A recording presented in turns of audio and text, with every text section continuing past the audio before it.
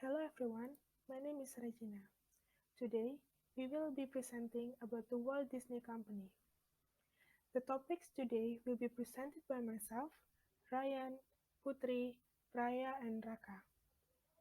This is the glimpse of our discussion, which is the company's overview, challenges, key issues and opportunity, key stakeholders that are affected by the company, and bridging the gap of some issues. Now, let's discuss the company overview. The Walt Disney Company, along with its branches and affiliates, is an international family entertainment and media company with a mission to entertain, inform, and inspire people around the world through providing iconic brands, creative and innovative technologies that make it as the greatest entertainment company. Disney has become known worldwide and it operates in several segments. The first segment is Disney Parks, Experiences and Products. In these segments, Disney provides theme parks, resorts, vacation experience, consumer products, and many more. Disney also includes entertainment studios that produce high-quality cinematic storytelling for both theatrical and streaming releases such as Marvel, Pixar Animation, and 20th Century Fox. It also includes media networks such as ABC Entertainment and National Geographic, and ESPN Media that produce sport news or sport-related content. The next segment is Disney Media and Entertainment Distributions. It is focused on developing and producing content for DTC, theatrical and linear platforms such as Hulu, ESPN Plus, Disney Music Group, Disney Plus, and Hotstar. And talking about the DTC, in the press releases, Disney reported that it has gained a lot of attention in the market and is performing well. It is proven by subscription across Disney Plus, ESPN Plus, and Hulu, in total reaching nearly 174 million. Moreover, the operating revenue in the last year was 65.39 billion US dollars, which means it decreased by 6% from the operating revenue in 2019 due to the pandemic COVID-19. The revenue is not significantly decreasing compared to others. It means that Walt Disney has strategy and challenges in order to be sustainable. And now I will let my friend Ryan to discuss the challenges. Thank you, Regina, and hello all. My name is Rian, and I will be explaining the challenges part. We believe one of the biggest challenges for Disney in these last 2 years come from the pandemic COVID-19 because it brought three big changes for Disney. The first one is the change in technology and consumer consumption patterns. The second one is the change in the global and regional economic conditions. And the third one is the changes in Disney business strategy, in which this all has been indirectly or directly harming the Disney company profit. The effect itself can be seen on the company fiscal report for 2020.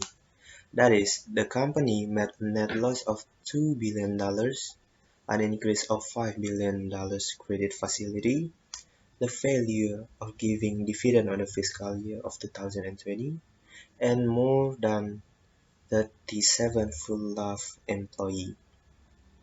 Not just that, as you can see, the uncle on the screen, Bob Iger, the executive chairman of Disney, in March 2020 said, "I will give up my entire salary during this pandemic for the company." It is worth noting that Mr. Iger pay for 2019 is $47 million. So, in response to the worsening condition, Disney put more focuses on their Disney Plus, and it was effective. Because, reported on 3 October 2020, the money pocketed from the Disney Plus and Disney Plus Hotstar reached approximately 70 million US dollars. However, in order to grow bigger, It must stand the operation of the already established players in the streaming service industries, such as Netflix, HBO, Paramount Plus, and Apple TV Plus.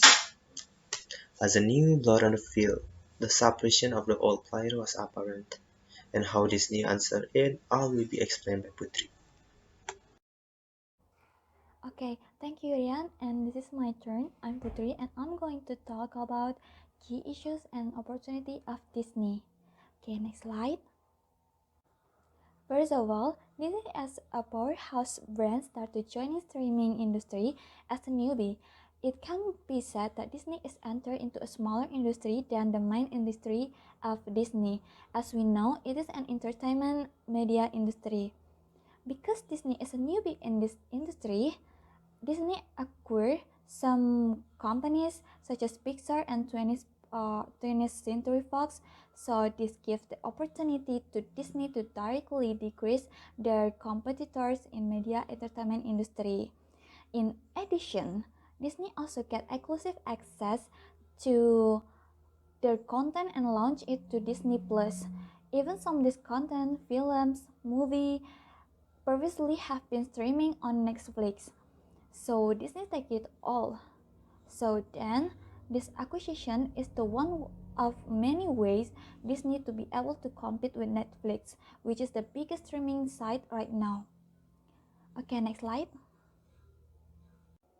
Okay, for this slide, I will talk about Black Widow release deal issue.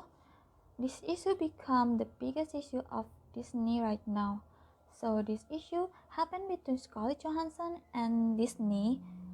So, according to the international news, Scarlett is suing Disney for violating contract terms regarding to the release of Black Widow in theaters, but at the same time, it released too in Disney Plus. So, this action leads to Scarlett dissatisfaction with her income because it reduces Scarlett's income and it differs from her income in contract. So, in history records, Scarlett is not the first actress to get this treatment, but she became the first artist to take legal action against it. So that's why this issue become the biggest issue of Disney because this still continue until this day. Okay, that's all for me. For the next slide, Praya will be explain about stakeholders. Hi everyone, my name is Praya, and now we are going to talk about the impacts of what the previously identified key issues that are present in Disney to the related stakeholders using the four-step stakeholder analysis.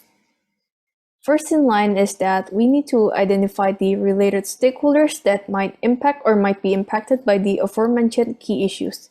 Here I have divided the stakeholders into two groups. The first one is the internal stakeholders, which includes Disney's investors, and the second one is the external stakeholders, which includes the actress Scarlett Johansson and Disney's competitor. After we are done with identifying the related stakeholders, we can now proceed to understanding those stakeholders and pinpoint their critical issues. The first stakeholder would be Scarlett Johansson. As previously mentioned, she had filed a lawsuit against Disney for breaching her contract with the movie Black Widow for its streaming release. This has caused Scarlett herself to file Disney for $100 million US. The second stakeholder would be Disney's investors, as the lawsuit might damage the company's publicity and increasing the market risk that Disney itself may face in the process. Lastly, the third stakeholder would be the competitors, or in this case, Netflix, Hulu, and HBO Max. As with the lawsuit still going on and have yet to reach a solution, this can create an opportunity for them to garner new subscribers and thus gaining market share over Disney. After we have understood each stakeholder issues, we are going to identify the definitive stakeholders or the key stakeholders in this case by using the salience model. Still, stakeholders would have to fulfill all three categories in order for them to be categorized as definitive, And in this model, I have put both investors and Scarlett Johansson as the key stakeholders, as both of them have the power, legitimacy, and urgency in which Disney would need to understand and communicate with first. After we have identified, understand, and prioritized the key stakeholders, we can finally move on to the last step, which is to plan and communicate with those key stakeholders. The first one is Scarlett Johansson with priority set too high and concerns about Disney's breach of contract with the movie Black Widow. In planning out a communication, discussing the filed lawsuit with Scarlett Johansson privately until reaching a point of agreement from both of the parties involved in the case would be the recommended communication.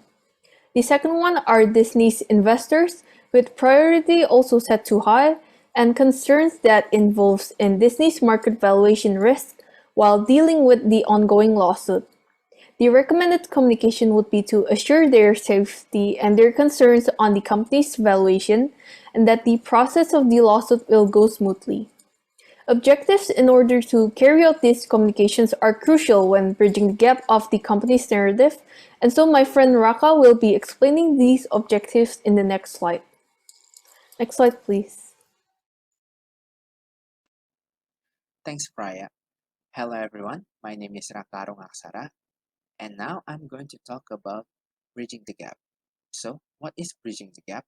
Well, bridging the gap is correcting public assumption about something in our company with the reality of the situation itself. So, for bridging the gap in our company, I took the example of Disney Plus versus Netflix. Why did I took this example? Well, I took this example because at the moment of the arrival of Disney Plus in the streaming industry, Disney Plus was portrayed as a Goliath, as a big player in this industry, while Netflix are portrayed as David or a smaller competitor in this industry. While the reality is that Netflix is one of the biggest, if not the biggest, competitor in this industry because Netflix has been around since the beginning of streaming industry while Disney is only a couple years in this industry. But public and media may assume this because of the financial of the company as a whole. Here, let me explain this in the next slide. This is the part that I was talking about in the previous slide. As you can see in this slide, I put some financial data from both of the company. I did this to explain how the media and people may misunderstand on Disney Plus is bigger than Netflix. So why are they confused about this? Well, this is because they are comparing the value over time and the total asset of Disney against Netflix, while actually the total value over time and the total asset of Disney is not particularly the total value over time and the total asset of Disney Plus. This is because Disney Plus is only one of the businesses that Disney runs.